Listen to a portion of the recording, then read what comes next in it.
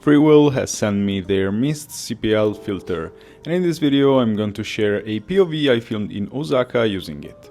I'm glad they sent me this filter because I already have Mist filters on both my cameras and my DJI Pocket, so I probably would have made this video anyway. The cool part is the hybrid filters combines a circular polarizer for reducing glare and enhancing color with a 1/4 glow mist filter for soft focus and cinematic effect. The CPL is also adjustable, allowing customizing glare reduction and improved color saturation for various lighting conditions. Plus, is aesthetically pleasing. You can find every link in the description to get one yourself. It works with every X100 model and it comes both in black and silver. So just sit back and enjoy the video.